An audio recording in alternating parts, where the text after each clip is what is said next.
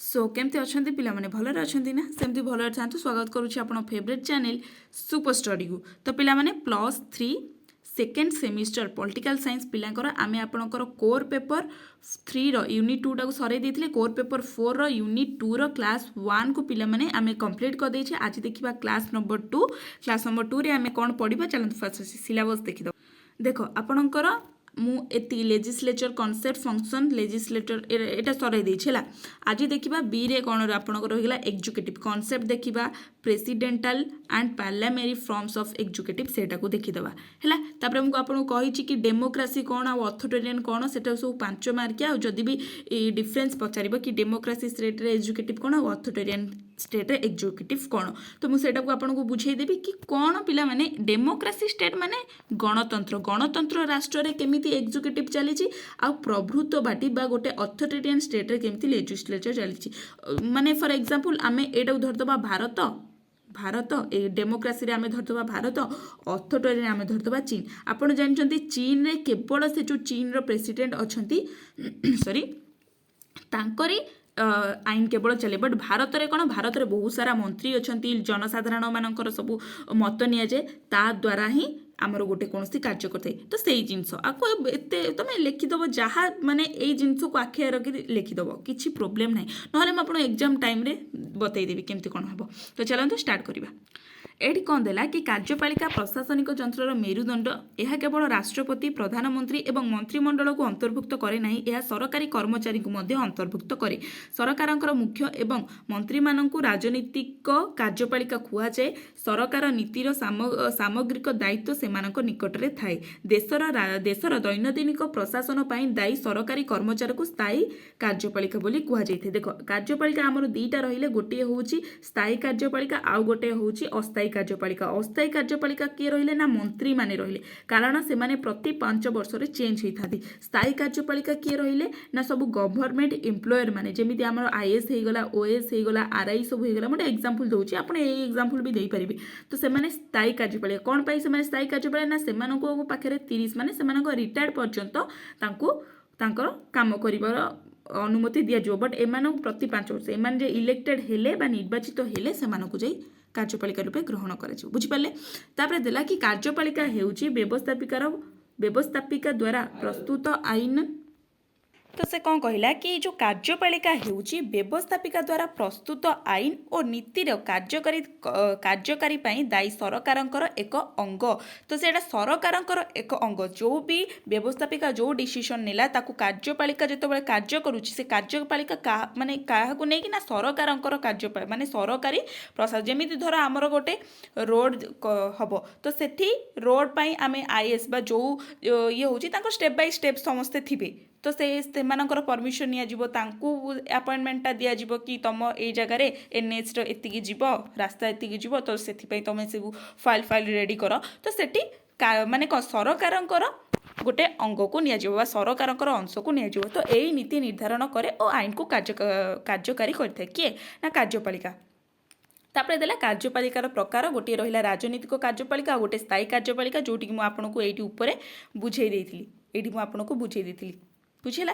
तापर जिबा संसदीय कार्यपालिका गोटे रहिला, आउटे कौन रहिला ना संसदीय कार्यपालिका एवं राष्ट्रपतीय कार्यपालिका। संसदीय कार्यपालिका कौन रहिला ना संसदीय कार्यपालिका मंत्री परिषद व्यवस्था निकटरे दायी। संसदीय कार्यपालिका जो मंत्री परिषद रही था से माने व्यवस्थापिका निकटरे दायी रही था, एवं अन्य पक्षरे राष्ट्रपतीय कार्यपालिका राष्ट्रपति राष्ट्रर मुख्य एवं प्रकृत कार्यपालिकार क्षमता तांको पाखरे न्यस्त थाए बुझिला।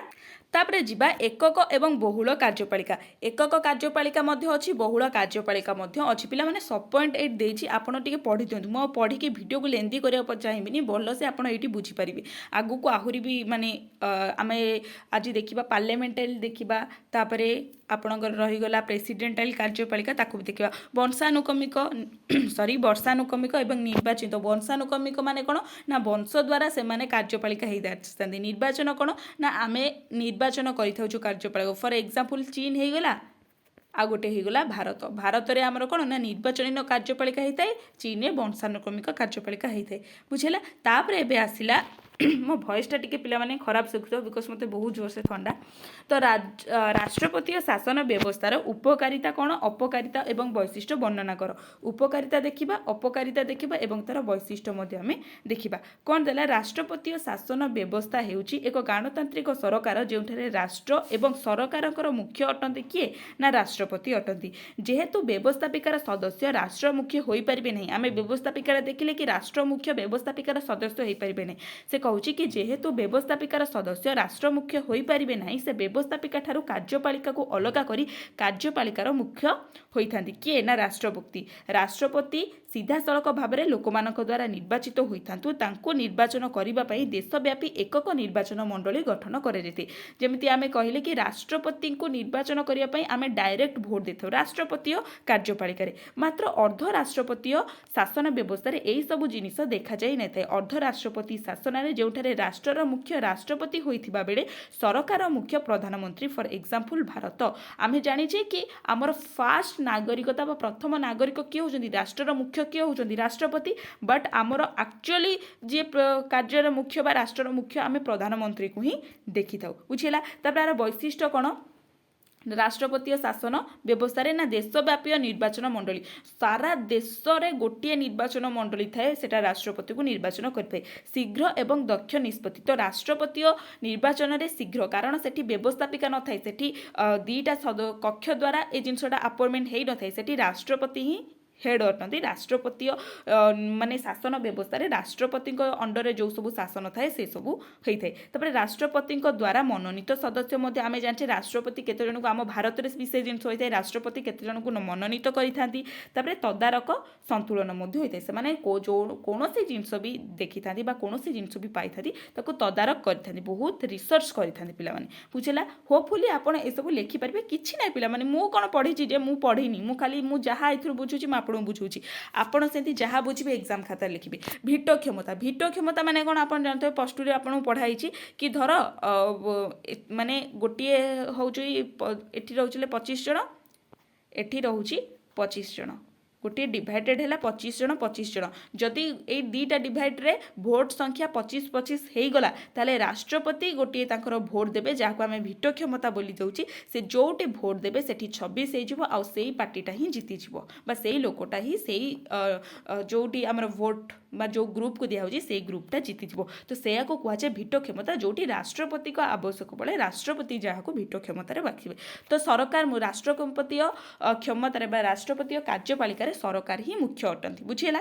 सरकारी एठी हेड माने राष्ट्रपति ही सरकार बट आमर भारत में कौन कि सरकार मुख्य किए अटंती ना प्रधानमंत्री बट राष्ट्रपतीय शासन रे राष्ट्रपति ही सरकार मुख्य अटंती राष्ट्र भी मुख्य अटंती बट आम भारत में सेमिति हुएनी। भारत में राष्ट्रपति राष्ट्र मुख्य होइतांती एवं सरकार मुख्य प्रधानमंत्री होइतांती। तापर तार उपकारिता देखैला सेमति देला तुरंत निष्पत्ति कारण आमे जानचे राष्ट्रपतीय क्षमता राष्ट्रपति इठी व्यवस्थापिकार दुईटी कक्ष नाही जे आमे डेली हबो तुरंत माने गोटिए अछि माने एठी तुरंत क्षमता ही प्रचलित हम। तबे देला राष्ट्र मुख्य द्वारा नियुक्ति होता राष्ट्र मुख्य द्वारा जी आम राष्ट्रपति रहिले सी ही निर्वाचन करें। कौन देला कि एकक निर्वाचन मंडली आम ऊपर देखिले कि निर्वाचन करने एकक निर्वाचन मंडली थाए। एकक निर्वाचन मंडली कौन ना अधिका व्ययबहुल हुए अधिका राजनीति देखा जाए कारण गोटे निर्वाचन मंडली तो रही ना स्थिर कार्यपालिका राष्ट्रपति शासन में आम स्थिर कार्यपालिका कारण व्यवस्थापिकार बहुत सारा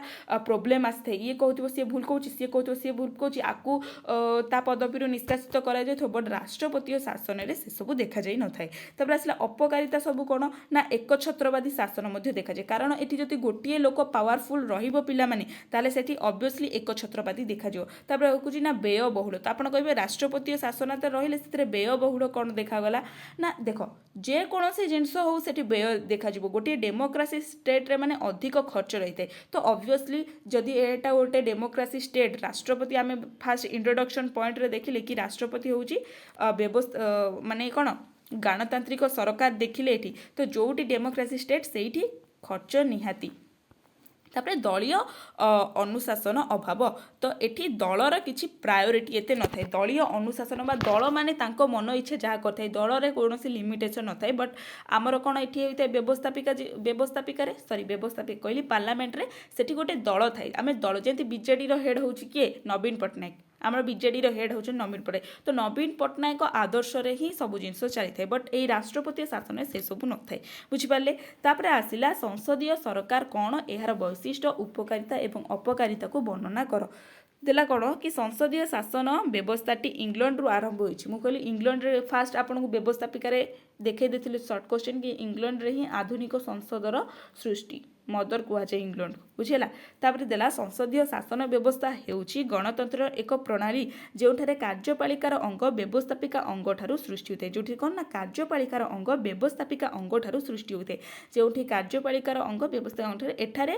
कार्यपालिका दुई भागरे विभक्त होइछि राष्ट्रर मुख्य अर्थात राष्ट्रपति जे केवल नामको मात्र मुख्य अटंती एवं सरकार मुख्य अटंती किए प्रधानमंत्री जे कि वास्तव कार्यपालिकार मुख्य अटंती बुझिपाले मोटा आगुरु आपन कहि कहि आछि तापर देला संसदीय व्यवस्था रे संसदर सर्वाधिक संख्यक आसन जितुथिबा राजनीतिक दल ही सरकार गठन करथान जे सर्वाधिक कोन सर्वाधिक आसन जे जितिथांती सेही जो दल रहिला से ही सरकार गठन करथांती संसदर संख्या गरिष्ठता पाइथिबा दलर नेता को राष्ट्रपति प्रधानमंत्री भाबरे नियुक्ति करନ୍ତି मोस्ट इंपोर्टेंट शॉर्ट क्वेश्चन कि सरकार जे हेड रहिले बा से केमिति निर्वाचित होइतांती ना तांको राष्ट्रपति प्रधानमंत्री भाबरे निर्वाचित करिथांती परवर्ती समय प्रधानमंत्री नेतृत्व में एक मंत्रिमंडल गठन होता है एवं यही मंत्रिमंडल को आमे कौन कही यही मंत्रिमंडल व्यवस्थापिका पाखरे दायी रही है बुझीपारे एतिकी जिनस एटा बहुत फंडामेंटाल जिनस बुझेला कि आमर गोटे वार्ड रे कहले कि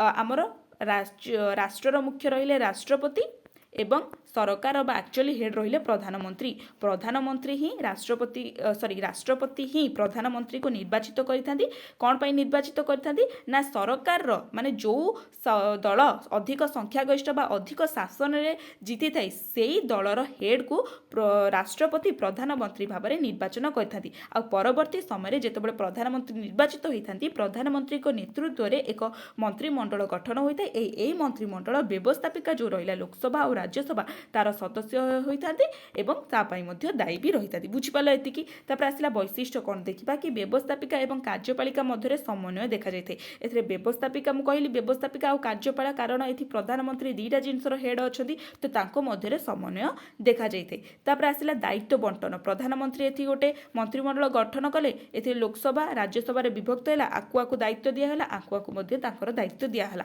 तापर आसिला प्रकृत एवं नामकु मात्र मुख्य जेमति हमर राष्ट्रपति रही गले नामकु मात्र मुख्य एवं प्रधानमंत्री रही गले प्रकृत मुख्य बुझिपाल तापर संसदर क्षमता केंद्रित रही थे संसद ही आमर सबुठारु हेड व्यवस्थापिका ही आम वन टाइप ऑफ संसद कही संसद ही सब प्रकार क्षमता में रही थे दैत्य कार्यपालिका भी आम ये देखिले कि प्रधानमंत्री हेड कार्यपालिका हो गले अंडर रे जो मंत्री परिषद रही गले से माने सब कार्यपालिका हो गले तापर अस्थिर सरकार कौन ना एठी दीटा लोकसभा और राज्यसभा देखले एठी जेहेतु द्वंद्व सब देखा तो 5 वर्ष परे मध्य एमाने निष्कासित हो पारंतु किंबा एई कोनोसी भूल डिसिजन में मध्य सेमानकु बाहर करा दे पारु तो अस्थिर सरकार मध्य देखा जाय थाए तापर तार उपकारिता एवं अपकारिता देखीदेवा उपकारिता कौन देला कि निष्पत्ति रे एकमत जेहेतु प्रधानमंत्री हेड आउ तांकरी अंडर रे समस्ते थांती तो ऑब्वियसली एमाने जहाँ भी निष्पत्ति नेबे सब गोटाई निष्पत्ति ही नेबे तापर देला कम खर्च कौन पाई एठी हेइते देखो कम खर्च कौन पाई हैला एठी ना डेमोक्रेसी स्टेट हो किंबा जो कर सेति अधिक खर्च आउ आपण कहबे भारत भी गोटे डेमोक्रेसी स्टेट एठी अधिक खर्च ही देखा ना भारत रे डेमोक्रेसी रे देखो जो माने भी रहिले अधिक लोक रुहंतु किंबा कम लोक रुहंतु जेतिकी लोक तांकर गोटे लिमिटेड रहिछि पेमेंट पाइबार किंबा कोनोसी गोटे काम हो तांकर गोटे जिंस लिमिट रहिछि आ सेही लिमिट टाकू ही आमे खर्च रे आधारित करूछि बुझिएला तापर देला दृढ़ विरोधी दल मध्य एठी देखा जाए आर आम उपकारिता देखुचे दृढ़ विरोधी दल कारण गोटे लोक सरकार है जेहेतु विरोधी दल भी सेमती स्ट्रंग तार स्ट्रंग अपोनेंट विरोधी दल रही है व्यवस्थापिका और कार्यपालिका मध्य उत्तम संपर्क केतेक क्षेत्र में उत्तम संपर्क देखा जाए तापर आसला अपकारिता कौन ना क्षमतार पृथकीकरण अभाव देखा जाए क्षमता जो रही है पृथकी माने आम देखिले संसदर पाखे सब क्षमता आर उपकारिता देखिले संसद पाखे सब क्षमता रहा संसद पाखे जो सब क्षमता रही से क्षमतार ସିନା ଡିଷ୍ଟ୍ରିବ୍ୟୁଟ୍ ହେଲେ ଭଲସେ କାର୍ଯ୍ୟକାରୀ ହେବ ତ ସେଠି ସେ ଭଲସେ କାର୍ଯ୍ୟକାରୀ ହେଉନି ସେଥିପାଇଁ ସେ କହିଲା କ'ଣ ନା କ୍ଷମତାର ପୃଥକୀକରଣର ଅଭାବ ମଧ୍ୟ ଦେଖାଯାଇଥାଏ। ତାପରେ ଆସିଲା ରାଷ୍ଟ୍ର ମୁଖ୍ୟ ଓ ସରକାର ମୁଖ୍ୟ ମଧ୍ୟରେ ବିବାଦ। ରାଷ୍ଟ୍ରର ମୁଖ୍ୟ ଯିଏ ରହିଲେ କିଏ ସେ ନା ରାଷ୍ଟ୍ରପତି ଏବଂ ସରକାର ମୁଖ୍ୟ କିଏ ରହିଲେ ନା ପ୍ରଧାନମନ୍ତ୍ରୀ। ତ ଏମାନଙ୍କ ମଧ୍ୟରେ କେତେକ କ୍ଷେତ୍ରରେ ବିବାଦ ମଧ୍ୟ ଦେଖାଯାଏ। ହୁଏତ ଭାରତରେ ଦେଖାଯାଉନି ବଟ୍ ଅନ୍ୟ ଷ୍ଟେଟ୍ରେ ମଧ୍ୟ ଦେଖାଯାଇଥାଏ। ତାପରେ ନିର୍ବାଚନ ପୂର୍ବରୁ ସରକାର ଅଜଣା ଥାଏ। ଅବଭିୟସଲି ନିର୍ବାଚନ ହେଲେ ସିନା ଆମେ କାହାକୁ ଗୋଟେ ପ୍ରଧାନମନ୍ତ୍ରୀ ଭାବିବୁ ବଟ୍ ରାଷ୍ଟ୍ରପତି ଶାସନରେ ସେସବୁ ଏତେଟା ଦେଖାଯାଇନଥାଏ।